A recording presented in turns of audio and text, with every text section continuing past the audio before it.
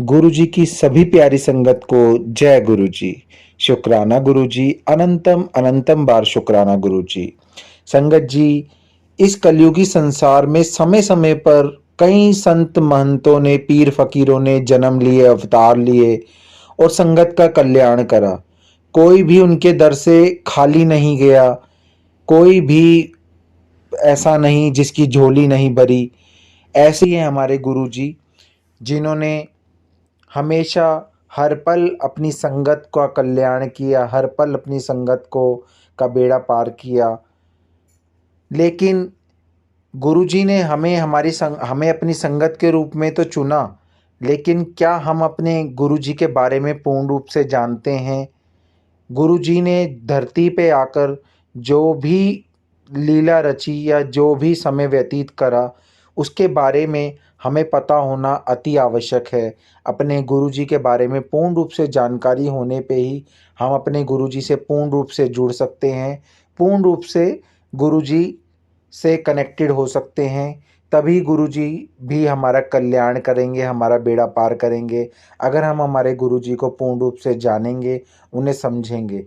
आपको आपके भगवान की, आपके गुरुजी की, सबकी जानकारी पूर्ण रूप से होनी चाहिए। और संगत जी, आप सभी से विनम्र निवेदन है कि पूरा का पूरा सत्संग सुनिए, सत्संग को बीच में स्किप ना कीजिए। आज का ये सत्संग वो संगत जो नई संगत गुरुजी से अभी जुड़ी है, गुरुजी के बारे में जुड़ तो गई, गुरुजी ने संगत को अपनी संगत तो बना लिया, लेकिन गुरुजी के बारे में उनको पूर्ण रूप से जानकारी नहीं है। हमारे गुरुजी के बारे में अभी उन्हें चीज़ें कहीं नहीं पता है। तो कहीं नई संगत की रिक्वेस्ट पे और गुरुजी की आज्ञानुसार आप सभी के साथ में गुरुजी का जन्म से लेके गुरुजी ने जब तक चोला, गुरुजी धरती पे रहे, गुरुजी ने चोला नहीं त्यागा, तब तक की जर्नी आप सभी के साथ में गुरुजी की शेयर कर रहा हूँ। ध्यान से एक एक शब्द, एक एक वर्ड, एक एक शब्द आप ध्यान से सुनिएगा। हमारे गुरुजी के ऊपर ये सारी की पूरी जो है गुरुजी के बारे में पूरा उनका जन्म, उनका परिवार, उनके दोस्त, उनकी शिक्षा, उनके स्कूल और प्रारंभिक वर्षों के दौरान की घटनाएं, सारा का सारा जो सत्संग है मैं आपके साथ शेयर कर रहा हूँ। पूर्ण रूप से आप पूरे सत्संग को सुनिएगा, क्योंकि हमारे को हमारे गुरुजी के बारे में जानना और पूर्ण रूप से जानकारी होना बहुत ज़रूरी है। ज़्यादा लंबा और ज़्यादा समय ना लेते हुए मैं आप सभी से सीधा सीधा जो है गुरुजी की जर्नी स्टार्ट करने से पहले सभी से कहूँगा कि एक बार सभी संगत एक साथ एक सुर में बोलेगी, जय गुरु जी, शुक्राना गुरु जी। संगत जी, गुरुजी का जन्म और गुरुजी का परिवार। गुरुजी वह दिव्य प्रकाश हैं जो मानवता को आशीर्वाद देने और ज्ञान देने के लिए हमारी धरती पे आए। गुरुजी का जन्म निर्मल सिंह महाराज के रूप में 7 जुलाई 1954 को पंजाब के संगरूर जिले में मलेर कोटला के डुंगरी गांव में हुआ। हम बड़े मंदिर भी जाते हैं, हम डुगरी मंदिर भी जाते हैं। डुगरी मंदिर गुरुजी का जन्म स्थान है। गुरुजी का जन्म एक साधारण सिंपल परिवार में हुआ।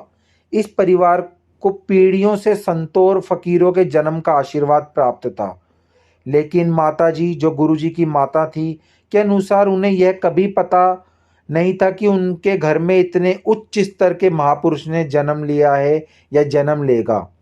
दाई के अनुसार जिस दिन गुरुजी का जन्म हुआ, उसने एक सांप और एक अजीब तरह की तेज रोशनी को कमरे में भरते हुए देखा। आप सभी जानते हैं कि गुरुजी शिव जी का अवतार माने जाते हैं, शिव शंकर भगवान का अवतार हैं। जब पंडित ने जन्म कुंडली बनाई तो उनके माता जी को स्पष्ट रूप से बताया कि यह बच्चा सिर्फ उनका नहीं बल्कि पूरी दुनिया के या पूरे संसार का है। छोटे बच्चे के रूप में भी उनके उनमें से एक सुगंध आती थी। उन्होंने कभी अपने कपड़े गंदे नहीं करे। एक छोटे लड़के के रूप में अक्सर खेतों में समाधि पर बैठ जाना, तपती धूप या तेज बारिश में बिल्कुल भी परेशान नहीं होते थे। उनके सहपाठी जो उनके साथ में पढ़ते थे अक्सर उनका मजाक उड़ाते थे, क्योंकि उनको कभी भी उनके जैसे काम पसंद नहीं थे। एक जो नॉर्मल व्यक्ति है उसको ये सब चीज़ें संगत जी अजीब तो लगेंगी, पर गुरुजी तो भगवान थे। गुरुजी साक्षात शिव शंकर भगवान के अवतार थे, तो उनका ध्यान लगाना या तपती धूप में या तेज बारिश में जो है चले जाना, तो लोगों को थोड़ा अटपटा सा लगता था। इस समय तक उनके माता पिता को एहसास हो गया था कि उनका बेटा कोई साधारण व्यक्ति नहीं बल्कि स्वयं भगवान था। यहाँ तक कि उनकी माँ भी उनके पैर छूने लगी, उन्हें गुरुजी कहने लगी, जैसा कि अब सभी लोग उन्हें पुकारते हैं। अगर हम गुरुजी की शिक्षा और गुरुजी के मित्रों के बारे में बात करें, तो गुरुजी ने डुगरी में ही प्राइमरी स्कूल और सरकारी हाई स्कूल से शिक्षा प्राप्त की। उन्होंने मलेरकोटला के सरकारी कॉलेज से पढ़ाई की। गुरुजी अंग्रेजी और अर्थशास्त्र में डबल एमए थे। वे धारा प्रवाह अंग्रेजी बोलते थे, जिसे हम कहते फ्लुएंट इंग्लिश बोलते थे, और उनकी लिखावट भी बहुत सुंदर थी। फिर भी हम सभी को छुपाने के लिए वे अक्सर हमको कुछ शब्दों की वर्तनी पूछ लेते थे। गुरुजी ने केवल अपने पिता की इच्छा पूरी करने के लिए पढ़ाई जारी रखी, जो किसी भी सामान्य पिता की तरह चाहते थे उनका बेटा एमए की डिग्री हासिल करे। गुरुजी आखिरकार डबल एमए किया गुरुजी ने। उनके पिता याद करते हैं कि उनका छोटा बेटा अक्सर खेतों में जुताई में उनकी मदद करता था और फसल की पैदावार क्षेत्र के अन्य लोगों की तुलना में हमारी कई गुना ज़्यादा होती थी। फसल की जो पैदावार थी, उनके स्कूल और जो शुरू के वर्ष प्रारंभिक वर्ष के दौरान कुछ ऐसी घटनाएं घटी जो मैं आप सभी संगत के साथ शेयर कर रहा हूं, ध्यान से सुनिएगा। गुरुजी के आध्यात्मिकता के प्रति झुकाव की सबसे पहली ज्ञात घटनाओं में से एक डुगरी के में संत सेवा दास जी के डेरे में समय बिताना था। संत जी उच्च कोटि के संत थे, जिन्होंने सांसारिक जीवन त्याग दिया था। उनके बहुत से अनुयायी थे। गुरुजी अक्सर डेरे में जाकर बैठते थे। वो उनके परिवार को नापसंद था, क्योंकि वे चाहते थे कि साधुओं के बीच बैठने की बजाय ये पढ़ाई में ध्यान दे, अध्ययन करे, अध्ययन में अपना समय बिताए। कभी कभी उनको एक कमरे में बंद कर दिया जाता था, लेकिन जल्द ही पाते थे कि कमरा खुला हुआ है और गुरुजी डेरे में साधुओं के साथ बैठे हैं। साधु अक्सर लोगों से कहते थे कि युवा गुरुजी को अकेला छोड़ दे, क्योंकि वह स्वयं तीनों लोकों के स्वामी हैं, उनके साथ हस्तक्षेप नहीं किया जाना चाहिए। लेकिन कोई उस समय समझता नहीं था।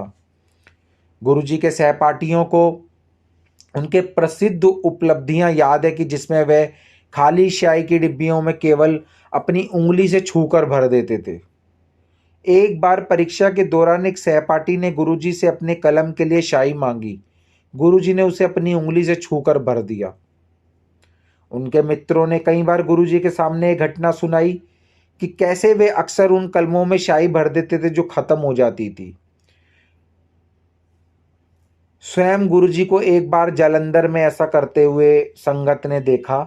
गुरुजी के पास एक डायरी थी, जिसमें वे अपने पास आने वाले कुछ लोगों के पते लिखते थे। उस दिन उनके आसन के पास एक संगत बैठी थी, और जब भी वे किसी का पता लिखना चाहते थे तो डायरी देने के लिए कहते थे। डायरी में रखा पेन काम नहीं कर रहा था। सुबह से ही संगत ने उनके पते लिखने के लिए कलम उठाकर ले रखा था। शाम को गुरुजी किसी का पता लिखना चाहते थे। इससे पहले कि वो किसी से कलम मांगते, उन्होंने मेरी ओर देखा, कलम में फूंक मारी और लिखना शुरू कर दिया। और मैं सुनिश्चित करना चाहता था कि कलम वास्तव में काम कर रही है या नहीं, इसलिए मैंने घुटनों के बल बैठकर देखा कि कलम काम कर रही थी। उन्होंने फिर मुझे मुस्कुराते हुए लिखना जारी रखा। एक संगत जो गुरुजी के बारे में अपना एक एक्सपीरियंस शेयर कर रही है। वह दूसरों के सामने अपने अलौकिक शक्तियों को दबाने और सामान्य दिखने के लिए बहुत मेहनत करते थे। वो कभी नहीं चाहते थे कि लोगों को लगे कि मैं भगवान हूँ या मैं किसी शिव शंकर भगवान का अवतार हूँ। वो काफ़ी सिंपल और साधारण रहने की कोशिश करते थे, लेकिन अक्सर अपने शिक्षकों को देखकर हैरानी होती थी कि वे अचानक कक्षा से गायब हो जाते थे, अगले ही पल वापस आ जाते थे। उनके सहपाठियों को याद है कि उनके पेपर में कभी प्रश्न पहले से ही उनको पता होते थे सभी प्रश्न। गुरुजी के एक सहपाठी ने अक्सर एक घटना सुनाई कि जब वह अपने स्कूटर पर गुरुजी को कॉलेज लेने गया तो गुरुजी ने घर पहुंचने पर गुरुजी ने उससे कहा कि उसे कुछ काम है, वह उसे कॉलेज में मिलेंगे। गुरुजी के पास कभी स्कूटर नहीं था, फिर भी गुरुजी कॉलेज परिसर में अपने दोस्त का इंतजार कर रहे थे। बस उनकी परीक्षा लेने के लिए गुरुजी का दोस्त गुरुजी के घर वापस गया और उसने पाया कि गुरुजी उसके घर पे मौजूद थे। ऐसी कई घटनाएं, कई चमत्कार गुरुजी ने बचपन से जो है संगत को दिखाए या उनके आसपास जो लोग रहते थे उनके साथ उनको दिखाए। गुरुजी एक ही समय में एक से अधिक स्थानों पर मौजूद हो जाते थे। एक अन्य घटना, गुरुजी के मित्र उनको तैरना सिखाना चाहते थे, चूँकि उनको भीगना पसंद नहीं था, इसलिए वे इसका विरोध करते थे। एक दिन जब एकत्र होकर गुरुजी को गांव के कुएं में फेंकने का निर्णय लिया, उनका एक मित्र कुएं में उतर गया और दूसरा गुरुजी को कुएं में धकेलने के लिए कुएं के ऊपर रहा। जब गुरुजी को कुएं में धकेला गया तो उनके मित्र यह देखकर चौंक गए कि वे पानी में नहीं गिरे, बल्कि कुएं के ऊपर ही तैर रहे थे। उनके मित्र डर गए। इससे पहले कि वे कुछ समझ पाते, गुरुजी उनके बगल में कुएं से बाहर आ गए। उनके कपड़े पूरी तरीके से सूखे थे। आज तक कोई नहीं समझ पाया कि गुरुजी कैसे बाहर आए और पानी में क्यों नहीं गिरे। गुरुजी को गंदे होने या अपने कपड़ों को गंदा करवाना पसंद नहीं था। वह कृषि क्षेत्रों में सामान्य काम करने के लिए भी इच्छुक नहीं थे। एक दिन गुरुजी के पिता ने उनसे आग्रह किया कि वे चावल के खेतों में उनके साथ काम करें। जैसे कि उनके पिता उनको खेतों में धकेलने वाले थे, दो व्यक्ति स्कूटर पर आए और कहा कि गुरुजी कहीं चाहिए और गुरुजी को अपने साथ ले गए। माताजी अक्सर गुरुजी को गांव की चक्की से गेहूं या मक्का पिसवाने के लिए भेजती थी। वह घर से गेहूं और मक्का ले जाते थे। उसे पिसवाने के बाद गरीबों और ज़रूरतमंदों में बांट देते थे। एक दिन गुरुजी रात में लोगों से भरा ट्रक लेकर घर आए और अपनी माँ को नाराज करते हुए उनके सबके लिए खाना बनाने को कहा। उन्हें खाना खिलाने के बाद उन्होंने अपनी माँ के द्वारा बनाई गई बुनी हुई चटाइयाँ उनमें बांट दी और उनसे कहा कि आराम करो जब तक कि सुबह जल्दी उन्हें जाने ना दें। जब उनसे पूछा गया कि उन्होंने ऐसा क्यों किया, तो उन्होंने अपने परिवार को बताया कि अगर वह उन्हें रोककर घर नहीं लाते तो उनका एक्सीडेंट हो जाता और वे सब मर जाते। उन्हें रात में शमशान में जाने में कोई संकोच नहीं था। वे अक्सर वहाँ घंटों ध्यान करते पाए जाते। अपने परिवार को नापसंद करने के बावजूद वे अक्सर साधुओं की संगति में रहते थे। अगर गुरुजी की आध्यात्मिक यात्रा के बारे में बात की जाए तो गुरुजी ने 1975 में अपना गांव और घर छोड़ दिया था, जैसे कि उनके सहपाठियों ने बताया, और कॉलेज के बाद उन्होंने 1983 में कुछ समय के लिए पंजाब स्कूल शिक्षा बोर्ड संगरूर स्थित क्षेत्रीय कार्यालय के लिपिक सहायक के रूप में काम किया। गुरुजी ने हमें बताया कि 8 वर्ष की आयु उन्होंने अपने सभी इच्छाओं पर पूर्ण रूप से नियंत्रण कर लिया था। उन्होंने अपना सारा समय ध्यान में समर्पित कर दिया था। कुछ समय बाद उन्होंने इस दुनिया को अपनी आध्यात्मिक यात्रा पूरी करने के लिए घर छोड़ दिया। वह अक्सर अपने किसी परिचित के घर में प्रकट होते, कुछ दिन रुकते, फिर चले जाते। जहाँ भी उनका मन होता वह वहाँ चले आते थे। यहाँ तक कि कई दिनों के लिए गायब भी हो जाते थे। वह जहाँ भी रहते लोग बीमारी या किसी अन्य समस्या से मुक्ति दिला देते थे और भीड़ उमड़ पड़ती थी। लोग उनको अपनी बीमारियाँ ठीक कराने के लिए, जल्दी उनकी शक्तियों की खबर पूरे पंजाब में फैल गई और लोग उनको ढूंढने के लिए जहाँ कहाँ घूमने लग गए। गुरुजी के पिता गुरुजी के जीवन के तरीक़े पर कभी विश्वास नहीं किया, ना कि उनको पसंद किया उनके जो भी ये तरीके थे। उन्हें लगता था कि उनका बेटा सिर्फ भगवान होने का दिखावा कर रहा है। उन्होंने देखा कि एक कमरे में वह जा रहे हैं और उनके पीछे एक बड़ा शेर है। वह डर गए और उन्होंने देखभाल करने को करने वालों को जगाया, लेकिन उन्हें बताया गया कि वह कमरा बंद है और गुरुजी ध्यान में बैठे हैं। उस दिन के बाद गुरुजी के पिता को समझ में आ गया कि उनका बेटा कोई साधारण इंसान नहीं है, वह खास है, वह भगवान है। गुरुजी शिव हैं, गुरुजी शिव हैं, सभी संगत जानती है कि शिव जी के अवतार हैं। गुरुजी भगवान शिव के अवतार थे। उन्होंने अपने कई भक्तों को दिव्य रूप में दर्शन दिए। गुरुजी अपने शरीर से दिव्य सुगंध छोड़ते थे जो स्वर्ग के गुलाबों के खुशबू के समान थी। आज भी जब वे अपने भौतिक रूप में नहीं हैं, चोला त्याग चुके हैं, तब भी अपनी सुगंध से संगत को महसूस कराते हैं, महसूस होती है संगत को गुरुजी की सुगंध। गुरुजी ने इस धरती पर अपनी छोटी सी यात्रा में लाखों लोगों को जीवन को छुआ। उन लोगों को भी जो उनसे कभी मिले ही नहीं थे, वे किसी भक्त को देखकर उनके व्यक्तिगत को समझ लेते थे, उनके जीवन के बारे में सब कुछ जान लेते थे, भूत, वर्तमान और भविष्य। फिर वे उस व्यक्ति को आशीर्वाद देते थे कि उसके लिए जो उचित रहता था या जो उचित समझते थे। गुरुजी ने हजारों तरह की बीमारियों को ठीक किया, आज भी कर रहे हैं। उन्होंने लोगों को कठिनाइयों से बाहर निकाला, उन्होंने लोगों को दुख कष्ट से मुक्ति दिलाई। उनकी संगत के दौरान, जैसा कि दैनिक सभाओं को कहा जाता है कि मधुर गुरबानी और शब्द हॉल में प्रवाहित होते थे, यहाँ भक्त उनके सामने फर्श पर बैठते थे और ध्यान करते थे। वह उन्हें छूकर नहीं बल्कि अपनी आध्यात्मिक शक्तियों से उनके जीवन के मार्ग को बदलने का आशीर्वाद देते थे। अक्सर वे अपने भक्तों को ठीक कर देते थे, उनके स्वस्थ कर देते थे और उनको ऐसी चीज़ें दे देते थे कि जिनके बारे में उन्होंने कभी सोचा भी नहीं था। गुरु जी का मंदिर वे जालंधर, चंडीगढ़, पंचकुला, दिल्ली, मुंबई आदि जगहों पर रुकते रहे और आखिरकार जालंधर के डिफेंस कॉलोनी में घर में बस गए, जिन्हें वे उनका मंदिर कहा जाता है।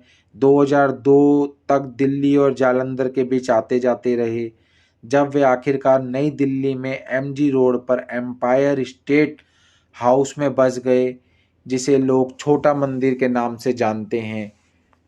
90 के दशक के दौरान उन्होंने छतरपुर में भाटी माइंस इलाके में शिव मंदिर भी बनवाया, जिन्हें उनके भक्त आज बड़े मंदिर के नाम से जानते हैं। यहीं पर उन्होंने समाधि ली। सत्संग और लंगर प्रसाद के माध्यम से गुरुजी ने हमेशा संगत को आशीर्वाद दिया। गुरुजी की कृपा से वर्षा धरती पर होने लगी, जिनसे लाखों लोगों के दुख कम हो गए और सत्संग होने लगे। यहीं पर भारत और दुनिया के दूसरे हिस्सों से लोग आशीर्वाद लेने आते थे। गुरुजी ने सत्संग में परोसी गए चाय और लंगर के प्रसाद के रूप में दिव्य कृपा होती थी। भक्तों ने उनके कृपा को विभिन्न रूपों में अनुभव किया। असाध्य रोग भी ठीक हो गए। हर तरह का इंसान आता था और गुरुजी का लंगर प्रसाद खा के उनके रोग, दुख, कष्ट दूर हो जाते थे। गुरुजी के दरवाजे पे ऊंच नीच, अमीर गरीब और सभी धर्मों के लोगों के लिए खुले थे। सभी साधारण आदमी से लेकर सभी शक्तिशाली लोग उनके दर पे आशीर्वाद लेने आते थे। उन्होंने कभी किसी में कोई भेदभाव नहीं किया, सभी को उनकी समान रूप से आवश्यकता थी। गुरुजी ने सभी को समान रूप से आशीर्वाद दिया और गुरुजी ने कभी कोई उपदेश नहीं दिया, ना ही कोई अनुष्ठान निर्धारित किया। फिर भी उनके संदेश को भक्त द्वारा केवल भक्त को ज्ञात तरीकों से प्राप्त हुए। उनके साथ यह संबंध न केवल उत्थान और ऊर्जा देने वाला था, बल्कि एक गहरा परिवर्तन, जीवन परिवर्तन करने वाला था। इनसे भक्तों के जीवन में ऐसे स्तर को उठा दिया कि आनंद, पूर्णता और शांति संगत को इतने अच्छे से मिलती है। आज भी गुरुजी के बड़े मंदिर जाके आज भी उनको फ्रेगनेंस आती है, आज भी कई तरह की खुशबू जो है गुरुजी महसूस कराते हैं। 31 मई 2007 को दिल्ली में महासमाधि गुरुजी ने ली। 31 मई 2007 को गुरुजी ने चोला त्याग दिया। उन्होंने कोई उत्तराधिकारी नहीं छोड़ा। दिव्य प्रकाश के लिए कोई नहीं है। उनका जोर एक बात पर था कि हमेशा भक्त हमेशा उनसे सीधे जुड़ें, डायरेक्ट कनेक्शन बनाएं। उनसे भी ज़्यादा प्रार्थना और ध्यान के माध्यम से गुरु जी का एक मंदिर है जिसे दक्षिण दिल्ली में बड़े मंदिर के नाम से जानते हैं, कि जैसा कि मैंने आपको भी थोड़ी देर पहले बताया। आज जब गुरु जी अपने नश्वर रूप में नहीं है, तो उनसे आशीर्वाद और उनका चमत्कार आज भी लोगों को बड़े मंदिर में और हर जगह, घर पे, सत्संग में, सब जगह मिलता है। उनकी कृपा उन लोगों पर भी समान रूप से बरस बरस रही है जो अपने जीवन काल में उनसे कभी मिले ही नहीं। अंत में गुरु जी की वो 2 लाइनें, गुरु जी के मुख से निकले वो शब्द जो गुरु जी ने अपने जीवन काल में संगत को बोले, संगत को कहे, ध्यान से सुनिएगा। और संगत जी हमेशा जो है गुरु जी का सिमरन कीजिए, मंत्र जाप कीजिए। गुरु जी ने कहा था कि महापुरुष प्यार दे भूखे होंदे ਹਨ, सानू बस प्यार ते श्रद्धा ही छिड़ी है। गुरु ਨੂੰ फूल चढ़ाया करो, कदे भी बादाम ते पिस्ता ना चढ़ाया करो। सच्चा गुरु सिर्फ प्रेम और विश्वास का भूखा होता है। मेरी फोटो पे हमेशा फूल चढ़ाया करो, बादाम और पिस्ता मत चढ़ाया करो। ये वाक्य गुरु जी ने कहे। मैनू बिना किसी इच्छा दे प्यार करो, फिर देखो नजारे। अर्थ कि बिना किसी शर्त और अपेक्षा से मुझसे प्यार करो और फिर देखो कि मैं तुम्हारे लिए क्या करता हूँ। संगत जी, यहाँ पे मैं इस सत्संग को विराम देना चाहूँगा। गुरु जी की पूरी जर्नी, जन्म से लेके उनके चोला छोड़ने तक, उनके परिवार, शिक्षा, मित्र और उनके प्रारंभिक वर्षों की घटनाएं, उनके स्कूल की घटनाएं, सब मैंने आप सभी के साथ शेयर करी। आप सभी भी आगे इस सत्संग को ज़्यादा से ज़्यादा शेयर कीजिए। जिन संगत को गुरु जी के बारे में ये सब नहीं पता था, उन्हें पता लग जाएगा। अगर कम पता था तो पूर्ण रूप से पता लग जाएगा। आप सभी से हाथ जोड़ के गुजारिश है कि आप ज़्यादा से ज़्यादा इस ऑडियो को, इस वीडियो को शेयर कीजिए, ताकि सभी संगत के पास गुरु जी का ये सत्संग पहुँच पाए, गुरु जी के बारे में पूर्ण रूप से जानकारी संगत को मिल पाए और गुरु जी सभी का कल्याण करें। अंत में मंत्र जाप करके हम यहीं पे सत्संग की समाप्ति करते हैं। ओम नमः शिवाय, शिवजी सदा सहाय।